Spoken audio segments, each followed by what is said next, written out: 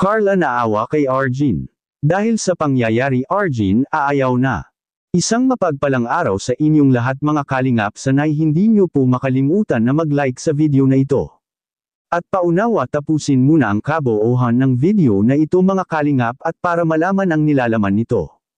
At maraming salamat po mga kalingap sa pagpatuloy na pagsuporta lalo na kay Kuya Val Santos Matubang at Kalingap Rab, salamat po.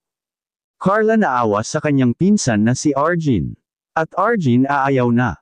Pero bago yun mga kalingap ay pag-usapan muna natin mga kalingap ang patungkol kay Arjun mga kalingap. Hindi naman sana masama ang ginagawa ni Arjun mga kalingap at hindi na sana kailangan pa na sumbatan pa ito mga kalingap.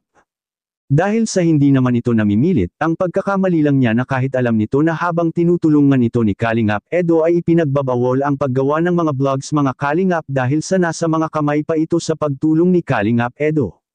At marapat lang na magpapaalam muna bago ito mag-vlog ng sarili. Para iwas problema katulad na lang kay Carla ngayon na nagpapaalam ito ng gusto kay Kalingap Rab, si Carla ngayon nag-trending kaagad ang una nitong vlog sa kanyang channel mga kalingap.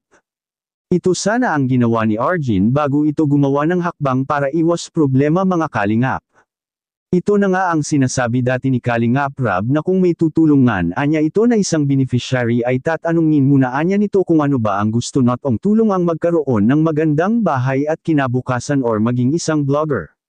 Maganda na rin itong plano ni Kalingap Rab at para malalaman talaga nito ang totoo kung ano ang gusto ng kanilang mga beneficiary.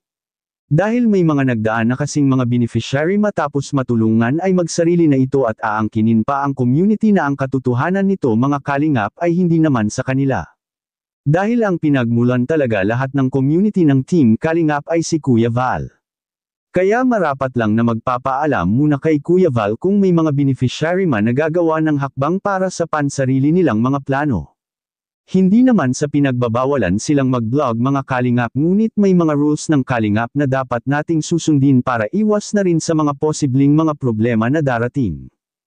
Ang ginawa ni Arjun kung ito'y nagpapaalam muna kay Kalingap Edo wala sanang magiging problema at baka masuportahan pa ang kanyang ginagawang YouTube channel mga kalingap. Nainsulto rin si Kalingap Edo dahil sa ginagawa ni Arjun ay hindi ito ang dapat na kanyang gagawin kay Edo mga kalingap. Mapapansin natin si Kalingap Edo na kahit ito'y matagal na sa Team Kalingap ay sinusunod talaga nito ang mga patakaran na kung sino lang ang na-e-vlog nito or hindi sa kanya ay hindi nito binablog kahit na mismong katambalan pa niya ito sa serye mga kalingap. Ganon si Kalingap Edo nagbigay ng respeto kay Kalingap Rab at ganon rin sana ang ibigay respeto ni Arjun bago ito gumawa ng hakbang ay magpaalam sana ng maayos para maiwasan ang anumang posibleng mga problema mga kalingap. At sa kabilang dako naman mga kalingap, Carla naawa sa kanyang pinsan na si Arjun. Ang pinsan talaga ang unang maaawa mga kalingap kahit na nagkakamali ang kanyang pinsan na si Arjun ay naawa pa rin ito dahil hindi rin siguro alam ni Arjun ang kanyang ginagawa lalo pa at ito'y bata pa mga kalingap. Ang akala lang siguro nito ay okay lang na kahit ano ang nasa isip nito ay kaya na nitong magagawa, at umayaw na nga itong mga kalingap para maiwasan ang mga magiging problema pa hindi na nito ipinapakita ang kanyang YouTube channel ngayon. Anong masasabi niyo po tungkol dito mga kalingap? Please comment and God bless you all.